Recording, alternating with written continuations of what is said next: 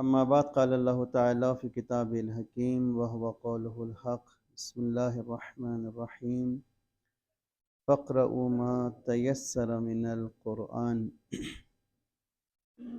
جو مومنین تشریف فرما ہیں سب کی صحت و سلامتی کے لیے ایک مرتبہ صلوات پڑھیں محمد و آل محمد۔ اللہم صل علی محمد وآل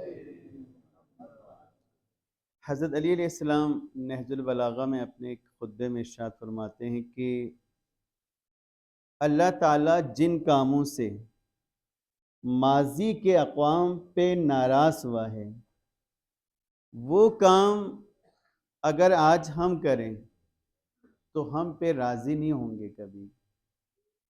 بات سمجھ میں آ رہے ہیں؟ وہ کام جو ہم سے پہلے گزرے ہوئے اقوام نے انجام دیا ہے اور خدا نے ان سے ناراضگی کا اظہار کیا ہے یا خدا غضبناک ہوئے ہیں، وہی کام آج ہم کریں تو خدا ہم سے راضی نہیں ہوں گے۔ اور جن کاموں سے خدا راضی ہوئے ہیں آج ہم ان کو انجام دیں تو خدا ہم سے ناراض نہیں ہوگا۔ تو مطلب کیا ہے؟ مطلب یہ ہے کہ جب قرآن مجید پڑھیں اور دیکھیں کہ ماضی کے اقوام کے کن کاموں سے خدا ناراض ہوئے ہیں، خدا غضبناک ہوئے ہیں۔ اچھا، خدا غضبناک کا مطلب میں نے کل بتا دیا تھا نا آپ کو، وہ یہ کہ نعوذ باللہ خدا کو غصہ نہیں آیا ہے، خدا کے عذاب کا مستحق قرار پائے ہیں وہ لوگ۔ کیا ہوئے غضبناک ہونا؟ یعنی خدا کے عذاب کا مستحق قرار پائے ہیں۔ وہی کام آج ہم کریں گے تو ہم بھی خدا کے عذاب کا مستحق قرار پائیں گے۔ ایسا نہیں کہ انہوں نے کیا تھا تو وہ غلط تھا، آج ہم کر رہے ہیں تو وہ ایسا کبھی نہیں ہوگا۔ تو یہ جب قرآن مجید کا آپ تلاوت کریں تو اس جانب توجہ رکھیں کہ خدا کن کاموں سے گزرے ہوئے اقوام سے ناراضگی کا اظہار کیا، غضبناک ہوا، خدا کے عذاب کے شکار ہوئے وہ لوگ۔ لہٰذا ہم یہاں پہنچے تھے، بسم اللہ الرحمن الرحیم، یعذب من یشاء ویرحم من یشاء وإلیہ تقلبون۔ خدا جس پر چاہتا ہے عذاب نازل کرتا ہے اور جس پر چاہتا ہے رحم کرتا ہے، اور تم سب اسی کی طرف پلٹائے جاؤ گے۔ تو جس پر چاہتا ہے سے کیا مراد ہے؟ کیا مراد ہے؟ ہاں، یہ یاد رکھنا ہے نا، پھر بھول جائیں گے تو فائدہ نہیں ہے، پھر اس کو سمجھنا ہے نا۔ جس پر چاہتے سے کیا مراد ہے؟ ہماری طرح ہے خدا نعوذ باللہ، آج موڈ بہت اچھا ہے، آج چلو سب کو معاف کر دو۔ آج موڈ خراب ہے، آج سب پہ سختی کرو۔ ایسا نہیں ہو خدا کے کام، خدا کے کام فعل ایسا۔ بس خدا جسے چاہے عذاب دے سے مراد ہے جو عذاب کا مستحق ہوگا اسے عذاب ملے گا، چاہے وہ کوئی بھی ہو، شیعہ ہو، سنی ہو، دیوبندی ہو، بریلوی ہو، اہل حدیث ہو، مسلمان ہو، سکھ ہو، یہودی ہو، عیسائی ہو، جو بھی ہو، جو بھی انسان سزا کا مستحق قرار پائے گا اسے سزا ملے گی۔ یہ ہے خدا جسے چاہتا ہے عذاب دے گا۔ خدا کے یہاں پارٹی بازی نہیں ہے، فرقہ واریت نہیں ہے، گروہ بندی نہیں ہے۔ خدا کے لیے تمام انسان برابر ہیں، ایک جیسے ہیں بالکل، مگر یہ کہ جو توبہ کریں، جو استغفار کریں، جو اپنے گناہوں سے تائب ہو، جو پلٹ کے آ جائے، اس کے لیے خدا کا دروازہ کھلا ہوا ہے۔ اور دنیا میں کوئی گناہ ایسا نہیں ہے جس کی معافی نہ ہو، یاد رکھ لیں، جس کی معافی، ہاں، دل سے ایک مرتبہ انسان خدا سے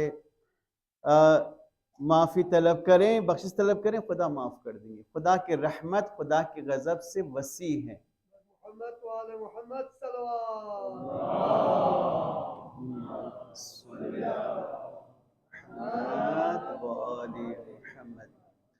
خدا کی رحمت خدا کے غضب سے وسیع ہے، لہذا دنیا میں کوئی گناہ ایسا نہیں ہے۔ کوئی انسان یہ نہ سوچے کہ میں نے فلاں گناہ کیا ہے اب اس کی معافی کیسے ملے گی؟ تو کوئی گناہ ایسا نہیں ہے کہ جس کی معافی نہ ہو، تمام معاف کر دیتا خدا ارحم الراحمین ہے، سب سے زیادہ رحم کرنے والی ذات ہے، اور تم سب اسی کی طرف پلٹائے جاؤ گے۔ وما انتم بمعجزین فی الارض ولا فی السماء وما لکم من دون اللہ من ولی ولا نصیر۔ بس تم اللہ کو زمین و آسمان میں کہیں بھی عاجز نہیں کر سکتے۔ آسمان اس لیے کہا کہ اگر انسان وہاں تک پہنچ جائیں تب بھی خدا کو عاجز نہیں کر سکتے، نہ زمین پہ نہ آسمان پہ۔ امام خمینی کا ایک مشہور قول ہے امریکہ کے لیے، جب انقلاب اسلامی آیا اور سب سے زیادہ امریکہ پریشان ہوا تو امام خمینی نے فرمایا کہ امریکہ یہ سمجھتا ہے کہ اس کی مشکل خمینی ہے، اور یہ امریکہ کی غلط فہمی ہے۔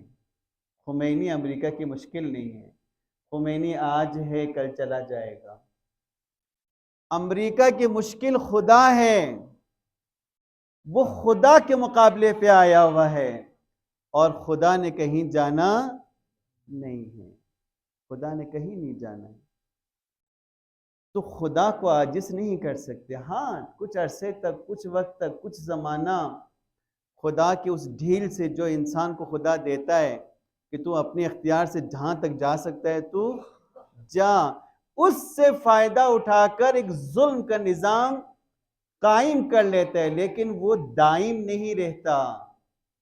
قائم تو کر لیتا ہے لیکن وہ دائم نہیں رہے گا، اسے ختم ہونا ہے، اسے ٹوٹنا ہے، اس کو زوال آنا ہے، اور زوال کا آغاز ہو چکا ہے۔ آپ یقین رکھ لیں، زوال کا آغاز ہو چکا ہے۔ یہ جو ابھی کل میں نے آپ کے ذمہ عرض کیا کہ جو ایران کو خط لکھا، کہ خط کا تو خیر ذکر کیا گیا لیکن مذاکرات کی دعوت دی یا پھر جنگ کی دھمکی دی، اب یقین کر لیں کہ جو میرا اپنا تجزیہ ہے کہ امریکہ کبھی ایران پر ڈائریکٹ حملہ نہیں کرے گا، کبھی نہیں کرے گا۔ وہ اپنے چیلوں سے، اپنے پالے ہوئے لوگوں سے، ممکن ہے کہ خود اسرائیل کو ایک دفعہ استعمال کر کے دیکھ لیں دوبارہ، خود کبھی بیچ میں نہیں آئے گا۔ یہ امریکہ کی تاریخ ہے، وہ صرف کمزور کو مارتا ہے۔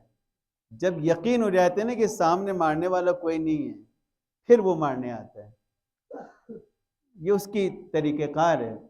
لہٰذا یہ جنگ نہیں ہوگی، لیکن وہ چاہ رہا تھا کہ ڈرا کر دھمکا کر ایک مسئلہ حل کرائیں، لیکن نہیں کر سکا، چونکہ خدا ہے مقابلے پر۔ یہ یقین رکھ لیں، خدا کا نظام ہے، اسلام ہے، دین ہے۔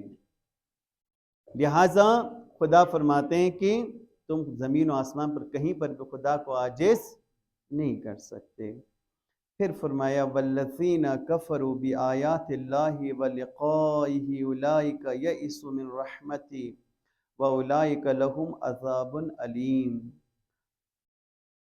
اور جو لوگ خدا کی نشانیوں اور اس کی ملاقات کا انکار کرتے ہیں اور میری رحمت سے مایوس ہیں۔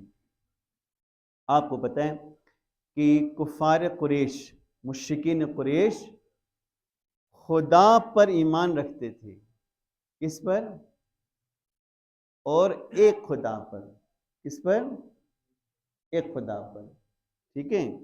بعض اوقات کیونکہ ہم توجہ نہیں کرتے نا تو آدھی بات سمجھتے ہیں، آدھی بات نہیں سمجھتے، لیکن وہ لوگ آخرت پہ یقین نہیں رکھتے تھے، آخرت پہ یقین نہیں رکھتے تھے۔ جو کچھ ہے یہی دنیا ہے بس، اور دوسری دنیا نہیں۔ آخرت کی جو عقیدہ ہے ان کا ختم ہو چکا تھا۔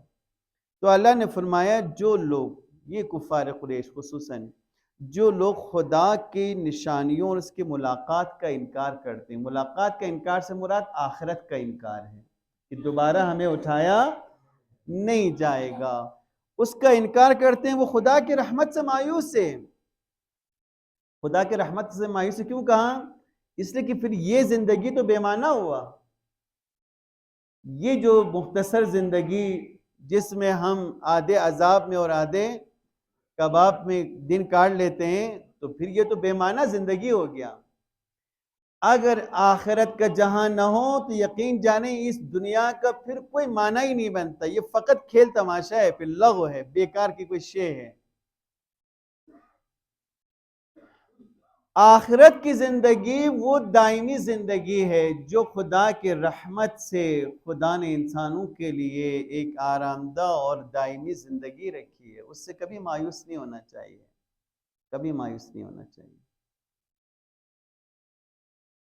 لہٰذا فرمایا کہ جو لوگ مایوس ہو چکے ہیں اور خدا کی نشانیوں کا انکار کر رہے ہیں، ان کے لیے دردناک عذاب ہے، عذاب ان کے لیے جو بھی ہو، کوئی بھی ہو۔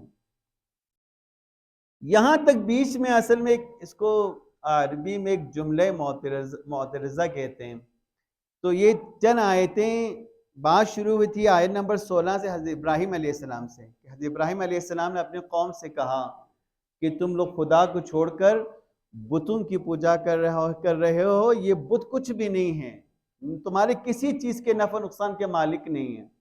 پھر بیچ میں کچھ آیات آئی جو قریش سے متعلق تھی، رسول خدا سے متعلق تھی، دوبارہ پھر اسی طرح پلٹے، یعنی کہ حضرت ابراہیم علیہ السلام کے واقعے کی طرف۔ آیت نمبر 24 میں فرماتے ہیں فَمَا كَانَ جَوَابَ قَوْمِهِ إِلَّا أَنْ قَالُوا اقْتُلُوهُ أَوْ حَرِّقُوهُ فَأَنْجَاهُ اللَّهُ مِنَ النَّارِ إِنَّ فِي ذَلِكَ لَآيَاتٍ لِقَوْمٍ يُؤْمِنُونَ۔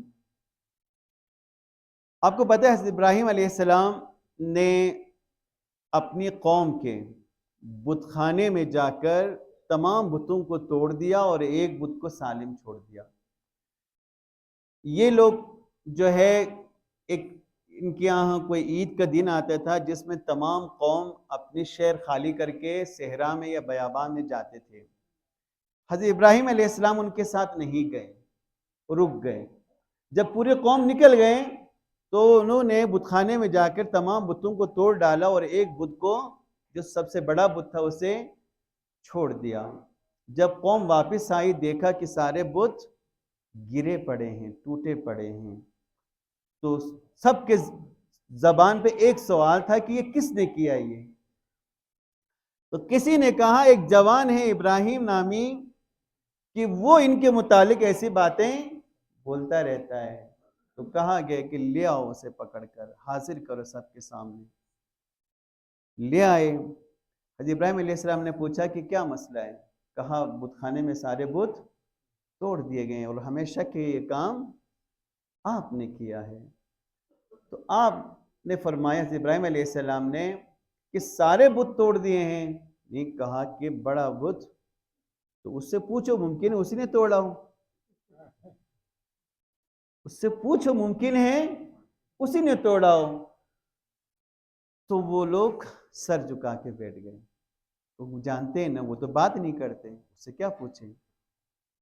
پھر انہوں نے سوچا کہ شاید ہم ہی ظالمین ہیں، ہم غلط کہہ رہے ہیں، ہم غلط راہ پر ہیں، لیکن پھر ایک دم پلٹ گئے۔ کہا ابراہیم آپ تو جانتے ہو کہ وہ بت کچھ، تو فرمایا جب تم یہ معلوم ہے تمہیں کہ یہ کچھ نہیں بولتے تو اس کی پوجا کیوں کرتے ہو؟ پھر یہ نہ کچھ سنتا ہے نہ بولتا ہے تو اس کے آگے جا کے تم کیوں بولتے ہو؟ پھر بس سمجھ میں آ رہے ہیں؟ جب یہ بت نہ کچھ بولتا ہے نہ کچھ سنتا ہے تو تم جا کے اس کے آگے کیوں بولتے ہو؟ پھر ان کے پاس اس کا کوئی جواب نہیں تھا۔ فما کان جوابا قومہ، اس قوم کے پاس اس کا کوئی جواب نہیں تھا سوائے اس کے کہ انہوں نے کہا کہ انہیں قتل کر دو یا آگ میں جلا دو۔ اس میں دو معنی ہیں، انہیں قوم تقسیم ہو گئی، یوں ایک دفعہ یوں کہہ سکتے ہیں کہ بعض لوگوں نے کہا انہیں قتل کر دو، قوم کے بعض لوگوں نے کہا انہیں جلا دو، یا یہ ہے کہ سب نے کہا اسے قتل کر دو۔ پھر بعد میں جب انہوں نے مشورہ کیا تو ان کے مشورے میں یہ طے ہوا کہ قتل نہیں کرو، ان کو جلا دو۔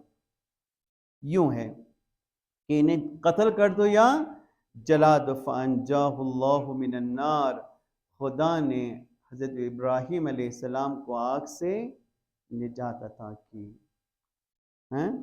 پھر فرمایا إِنَّ فِي ذَلِكَ لَآيَاتٍ لِقَوْمٍ يُؤْمِنُونَ، بس بے شک اس میں بھی صاحبان ایمان کے لیے بہت سی نشانیاں پائی جاتی ہے، وہ یہ کہ خدا ہر شے پر قادر ہے، ان اللہ علی کل شیء قدیر۔ اس خدا پر ایسا ہی ہمارا ایمان بھی ہونا چاہیے۔ آج جیسے حضرت ابراہیم علیہ السلام کا ایمان تھا، وہ اکیلے تھے۔ دیکھیں نا، ہمارا سب سے بڑا دلیل کیا ہوتا ہے؟ کیا ہوتا ہے پتہ ہے؟ حق کی راہ میں، اسلام کی راہ میں، دین کے راہ میں ہماری دلیل کیا ہوتی ہے؟ کہ ہمارے ساتھ کوئی نہیں ہے۔ دیکھو نا، سب کیا کہہ رہے ہیں، آپ اکیلے بول کے کیا ہوگا؟ یہ ہماری سب سے بڑی دلیل ہوتی ہے۔ جبکہ قرآن بتاتا ہے کہ ابراہیم علیہ السلام اپنے قوم میں یکتا تھے، اکیلے تھے، کوئی ان کے ساتھ نہیں تھا، لیکن انہوں نے اپنی ذمہ داری کو پورا کیا۔ یہ ضروری نہیں کہ ہمیشہ کامیاب ہو جائیں۔ دیکھیں نا، قتل بھی ہو سکتے ہیں، شہید بھی ہو سکتے ہیں، لیکن حق کے راہ میں رہنا ضروری ہے۔ فرض ہمارے اوپر یہ ہے۔ پھر فرمائے کہ وَقَالَ إِنَّمَا اتَّخَذْتُم مِّن دُونِ اللَّهِ أَوْثَانًا مَّوَدَّةَ بَيْنِكُمْ فِي الْحَيَاةِ الدُّنْيَا ثُمَّ يَوْمَ الْقِيَامَةِ يَكْفُرُ بَعْضُكُم بِبَعْضٍ وَيَلْعَنُ بَعْضُكُم بَعْضًا وَمَأْوَاكُمُ النَّارُ وَمَا لَكُم مِّن نَّاصِرِينَ۔ ابراہیم علیہ السلام نے فرمایا اپنے قوم سے کہ تم صرف زندگانی دنیا کی محبتوں کو برقرار رکھنے کے لیے خدا کو چھوڑ کر بتوں کو اختیار کر لیا ہے۔ یعنی یہاں ایک وجہ بیان کی کہ بتوں کی پوجا کرنے کی وجہ کیا ہے؟ تاکہ اس قوم میں اتفاق اور اتحاد رہے، قوم متفق رہے، قوم جڑے رہیں۔ بات سمجھ میں آ رہے ہیں کیا؟ ابھی ہمارے معاشرے میں اگر ہم جو معاشرہ ایک سمت میں ہے نا، معاشرہ ہمیشہ بعض اوقات ایک سمت میں ہوتا ہے، اگر وہ سمت غلط ہو اور کوئی آ کے بولے کہ یہ غلط سمت ہے، تو لوگ اس کو کیا کہتے ہیں؟ کہ تم تفرقہ پھیلا رہے ہو۔ کیا بات سمجھ میں آ رہے ہیں؟ یہ سمجھ میں آ رہے ہیں بات؟ قوم ایک سمت میں جا رہے، وہ سمت کیا ہے؟ غلط ہے۔ اگر کوئی بیچ سے اٹھے وہ بولے کہ یہ غلط طریقہ ہے، غلط راہ ہے، تو لوگ اس کو کیا بولتے ہیں؟ کہ تم کیوں تفرقہ پھیلا؟ جب پوری قوم ایک طرف ہے تو تم دوسری بات کیوں کر رہے ہو؟ یہی بات اس آیت میں، وہ لوگ بتوں کے خلاف کچھ سننے کو تیار نہیں تھے، کیونکہ وہ سمجھتے تھے کہ ہم بت پرستی میں ہماری طاقت ہے اور ہم یکجا ہے، ایک ہے سب۔ پھر فرماتے ہیں اللہ تعالیٰ کہ اس کے بعد روز قیامت تم میں سے ہر ایک ایک دوسرے کا انکار کرے گا۔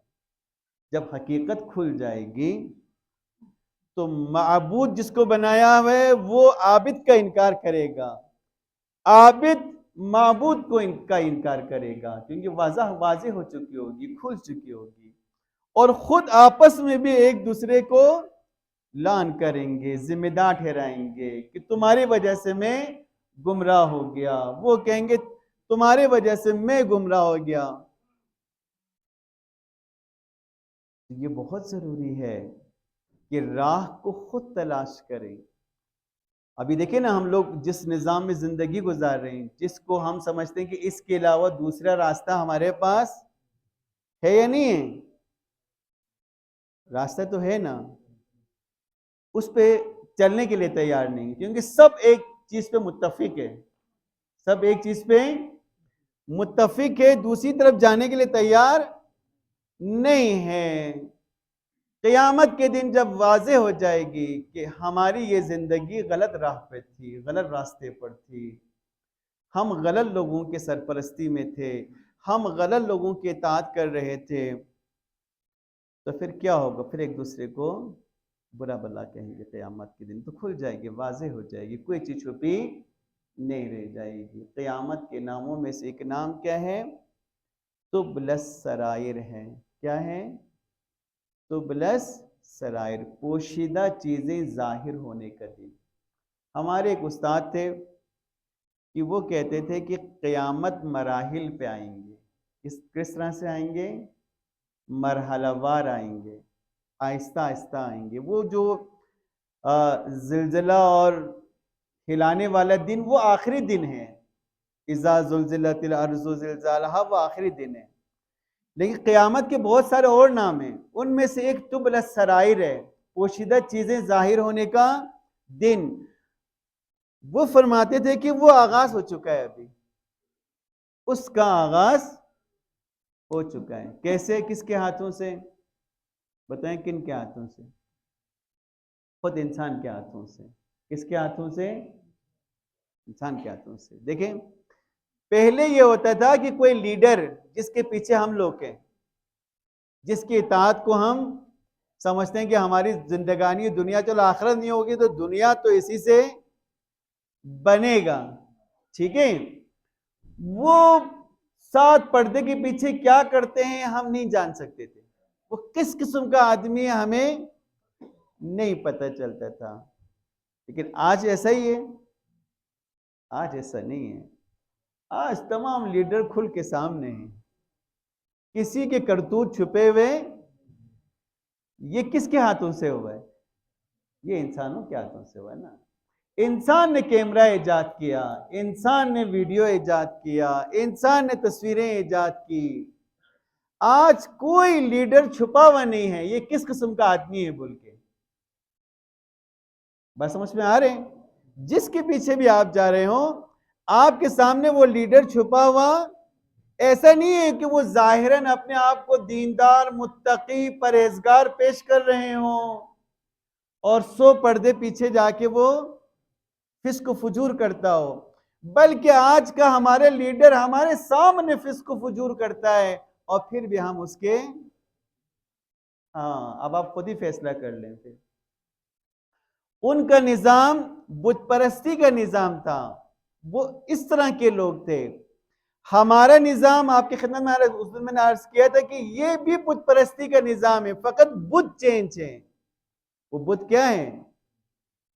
وہ بت سسٹم کا بت ہے، نظام کی شکل میں ہے. آج بت پتھر کی شکل میں نہیں ہے. بات سمجھ میں آ رہے ہیں؟ آج بھی ہم بت پرستی ہی کر رہے ہیں، لیکن وہ بت کس شکل میں ہے؟ وہ بت پتھر کی شکل میں نہیں ہے، وہ بت سسٹم کی شکل میں ہے، نظام کی شکل میں ہے، حکومت کی شکل میں ہے، پارٹی کی شکل میں ہے. اس میں ہم اتنے گھر چکے کہ ہم کہتے ہیں نا نظام خدا یہ کیسے ہو سکتے، کیسے آئے گا؟ بلتستان میں اسلامی حکومت آ ہی نہیں سکتے. کیوں؟ ہم لوگ بیٹھے نہیں یہاں پہ، کیسے آ سکتے ہیں؟ بات سمجھ میں آ رہے ہیں؟ جبکہ ہم 100% کس کو ماننے والے ہیں؟ خدا کو. کس کو ماننے والے ہیں؟ پھر ہم پہ حکومت کس کی ہونی چاہیے؟ لیکن ہمارے پاس تو بت کی حکومت ہے. وہ بت کس شکل میں ہے؟ وہ بت کس شکل میں ہے؟ وہ نظام کی شکل میں ہے نا. خدا کا ایک نظام ہے، انسان کا ایک نظام ہے، انسانوں کا بنایا ہوا. انسانوں کا بنایا ہوا نظام بت پرستی ہے. اگر آپ اسی کو ہی راہ نجات سمجھا، آپ اسی کے علاوہ دوسری طرف آپ نے توجہ نہیں کی، تو یہ رستہ بت پرستی ہے. آپ نے اس کو بت بنایا ہے خدا کے. تو کفار قریش بھی خدا کو مانتے تھے، ہم لوگ بھی خدا کو مانتے ہیں. وہ بھی یہی کہتے تھے خدا کو ہم مانتے ہیں لیکن نظام بت پرستی کا چلے گا. ہم بھی کہتے ہیں خدا کو ہم مانتے ہیں لیکن نظام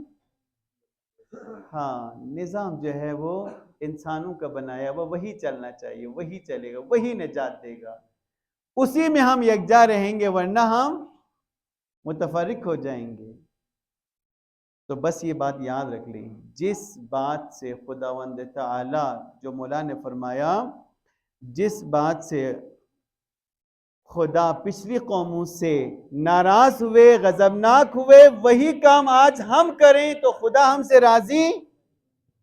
یہ یاد رکھ لیں، اس حماقت میں نہ رہیں کہ وہ کریں تو غلط تھا، ہم کریں تو قریش مکہ کرے تو ٹھیک، مدینے والے بعد از وفات رسول جو کچھ کرے وہ ٹھیک، اور سن 2025 میں بلتستان کرے تو وہ غلط ہے، یا وہ جو کچھ کرے تھے وہ غلط، جو ہم آج کریں وہ تو ایسا نہیں ہو سکتا۔ اگر غلط تھا تو کل بھی غلط تھا، آج بھی غلط ہے، صحیح تھا تو وہ بھی صحیح تھے، پھر آج بھی صحیح۔ تو رمضان مبارک میں اس جانب توجہ رکھیں، کوشش کریں خالص ہو جائیں، پاکیزہ ہو جائیں۔ کچھ نہیں ہے یہ دنیا کی چیزیں، کچھ نہیں دے سکتا آپ کو، نہ آپ سے کوئی چیز چھین سکتا ہے، نہ دے سکتا ہے، کچھ بھی نہیں ہے ان کے پاس، کچھ بھی نہیں۔ پاکیزہ ہو جائیں، چھوڑ دیں یہ تمام چیزیں، مخلص ہو جائیں خدا سے اور دین سے۔ بے شک آپ کچھ نہ کر پائیں لیکن مخلص ہو جائیں، فقط خالص ہو جائیں، بس میں خدا کے لیے ہوں، خدا کے رضایت کے لیے کچھ کروں گا، ورنہ کچھ نہیں۔ فقط یہی خالص ہونا ہمارے قوم کو بچا سکتی ہے۔ ان دائیں بائیں کے رستوں کو چھوڑ دیں تو انشاءاللہ پھر خداوند تعالیٰ کی رحمت ہم پہ نازل ہوگی۔ دعا کرتے ہیں پروردگار کی بارگاہ میں، پروردگارہ وہ دین جسے تو نے ہماری سعادت اور کمال کے لیے نازل کیا، سمجھ کر عمل کرنے کی توفیق عطا فرما۔ پروردگار مومن مومنات جہاں کہیں بھی پریشان حال کی پریشانیوں کو دور فرما، جو مریض ہے شفا کاملہ عطا فرما۔ پروردگار ہماری اس قلیل عبادت کے صدقے میں ہماری گناہان کبیرہ و صغیرہ کو معاف فرما۔ پروردگار ہمارے مرحومین کی مغفرت فرما۔ پروردگار ہمارے درمیان جو صاحبان روزگار ان کو روزگار میں استحکام عطا فرما، جو بے روزگار ہے روزگار عطا فرما۔ پروردگارہ مظلومین جہان مستضعفین جہان دنیا کی تمام ستم رسیدہ انسان تیرے آخری حجت کے انتظار میں، پروردگار اپنے حجت کے ظہور میں تعجیل فرما، ہمیں ان کے اوان انصار میں شامل ہونے کی توفیق عطا فرما برحمتک یا ارحم الراحمین۔